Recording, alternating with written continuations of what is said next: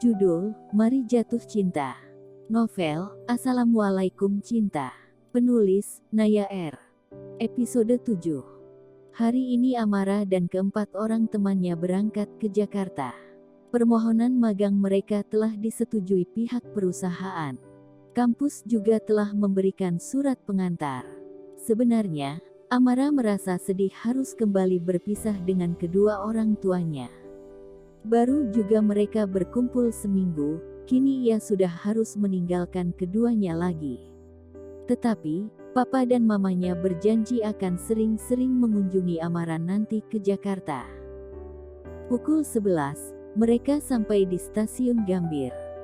Maaf, aku tidak bisa menjemput. Lagi ada acara di Masjid Baitur Rahman.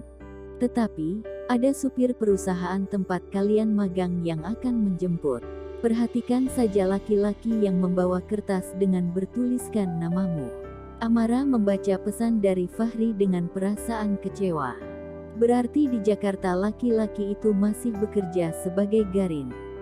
Bagaimana nanti jika teman-temannya mencium hubungan mereka yang sebenarnya? Bahwa mereka adalah suami istri. Lalu teman-temannya akhirnya juga mengetahui profesi Fahri yang sebenarnya. Mau ditaruh di mana muka Amara jika hal itu terjadi? Dipanggilin dari tadi malah bengong. Vega menyenggol lengan Amara. Oh, ya, apa? Amara tersadar dari pikiran-pikiran galaunya. Itu ada yang megang kertas bertuliskan nama kamu. Kita nggak jadi dijemput ama sepupu kamu. Airin memberikan informasi. Iya. Nggak jadi. Sepupu aku lagi ada acara. Berarti mas-mas itu jemput kita. Vega menunjuk laki-laki di pintu masuk dengan dagunya. Amara mengikuti arah mata Vega. Benar, itu yang jemput kita kayaknya. Ayo kita samperin. Dengan membawa koper masing-masing, mereka berjalan mendekati laki-laki yang memegang kertas bertuliskan nama Amara. Melihat 5 orang cewek cantik berjalan ke arahnya, laki-laki berbaju seragam kantor itu tersenyum. Mbak Amara. Ia menatap satu demi satu gadis di depannya. Iya, Mas. Saya Amara. Amara mengangguk dan tersenyum. Alhamdulillah. Ayo kita langsung ke mobil. Laki-laki itu langsung mengambil koper di tangan Amara. Sebenarnya Amara merasa tidak enak, karena teman-temannya yang lain membawa kopernya sendiri. Tetapi, akhirnya Amara hanya mengikuti langkah kaki supir perusahaan itu menuju parkiran stasiun yang ramai. Silakan, Mbak. Laki-laki yang di dadanya bertuliskan nama Sabto itu membukakan pintu mobil dan mengangguk sopan pada Amara. Amara merasa sedikit sungkan diperlakukan seperti itu di dekat teman-temannya. Makasih, Mas. Mereka mengambil tempat masing-masing. Lydia di depan, Vega dan Raisa di bangku belakang, Amara dan Airin di bangku tengah. Setelah semuanya masuk, mobil pun perlahan meninggalkan parkiran stasiun. Kata bapak, Mbak dan teman-teman langsung diantar ke rumah kontrakan. Besok pagi, baru Mbak dan teman-teman datang ke perusahaan. Baik, Mas. Amara mengangguk paham. Lalu perjalanan mulai diwarnai dengan gelak canda mereka berlima. Hingga hampir 1,5 jam melewati kemacetan kota Jakarta, tanpa mereka sadari mereka telah sampai di sebuah gedung bertingkat. Mas, kenapa ke sini?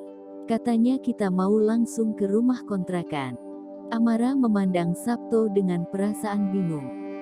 Iya, Mbak, rumah kontrakannya memang di gedung ini. Sabto menjawab dengan lugu. Amara dan keempat temannya saling pandang.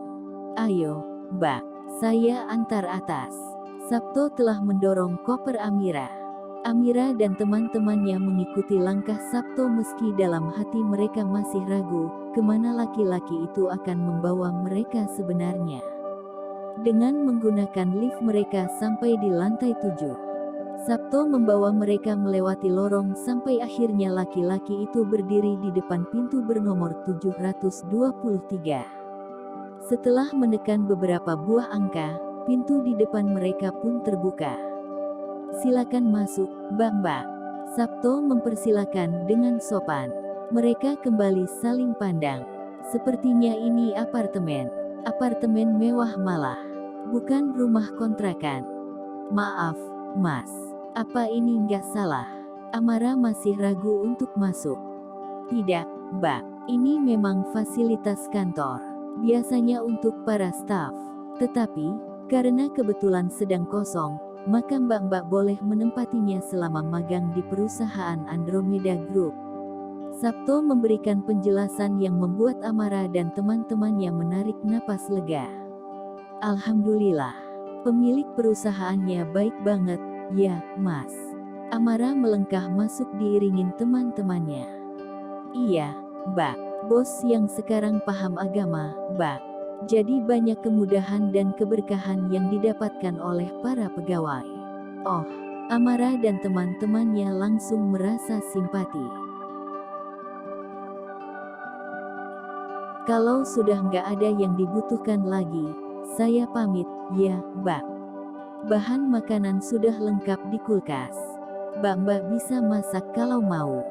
Sabto undur diri. "Baik, Mas. Terima kasih sudah menjemput dan mengantar kami ke sini."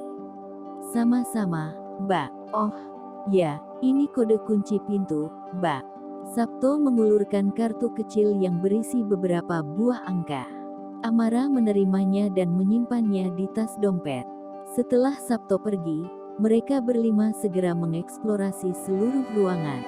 Ada 2 buah kamar tidur, ruang tamu, ruang makan yang menyatu dengan dapur. Ruangan dan furnitur bergaya minimalis dengan perpaduan warna putih dan coklat muda. "Kenapa nasib kita seberuntung ini, ya? Bisa magang sekaligus di satu perusahaan, diberikan apartemen secara cuma-cuma, diantar jemput supir. Jadi penasaran pengen ketemu sama bosnya.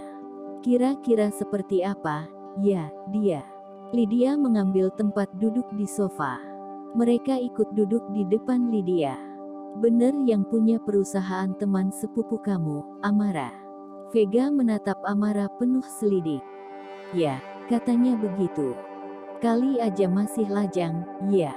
Bolehlah kita mencoba mendapatkan hatinya." Airin memejamkan mata membayangkan seorang pangeran tampan yang kaya raya. Sudah dikasih hati minta jantung. Amara mencibir. Nggak ada salahnya ikhtiar." Airin balas mencibir. "Jadi gimana nih kita tidur?" Raisa bakit dan masuk ke salah satu kamar. "Kalian bagi 2 aja kamarnya. Aku nggak apa-apa tidur di depan TV aja." Lydia memberikan solusi. Jangan. Nanti badan kamu sakit. Tempat tidur yang di kamar ini gede kok, bisa buat bertiga." Vega yang sudah berdiri di salah satu pintu kamar menunjuk tempat tidur yang ada di dalamnya. "Iya, Lid, tidur di kamar aja. 3 bulan loh kita di sini. Masa kamu mau tidur di sofa?" Amara ikut keberatan.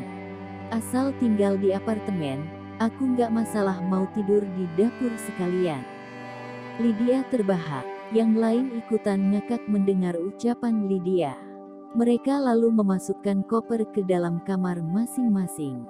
Amara sekamar dengan Airin. Raisa, Lydia dan Vega berada di kamar satunya lagi. Selesai menyusun pakaian di lemari, mereka kembali duduk di sofa. Vega menjangkau remote TV dan menghidupkan benda persegi 4 itu. Setelah memilih-milih beberapa saluran, akhirnya gadis itu berhenti di acara infotainment. Baru saja mereka akan memesan makanan melalui aplikasi online, tiba-tiba pintu diketuk dari luar. Amara bergegas membuka pintu. Seorang kurir berdiri di hadapan Amara. "Pesanan untuk Mbak Amara." Laki-laki muda itu menyodorkan satu kantong besar berisi makanan pada Amara. Kening Amara berkerut. Apa ini juga termasuk fasilitas perusahaan? "Siapa yang pesan, Mas?" "Gak tahu, Mbak. Hanya mendapatkan orderan tadi." Meski ragu, akhirnya Amara menerima juga pesanan yang diulurkan oleh kurir tersebut. Makasih, Mas. Amara berucap sebelum menutup pintu. Amara meletakkan kantong besar itu di meja makan.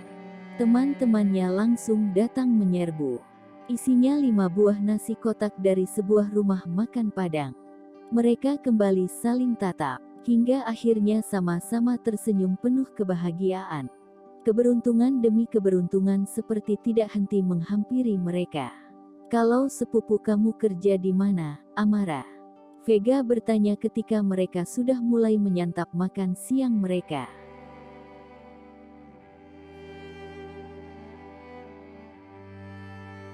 Hoax. Amara tersedak. Airin bergegas memberikan air mineral.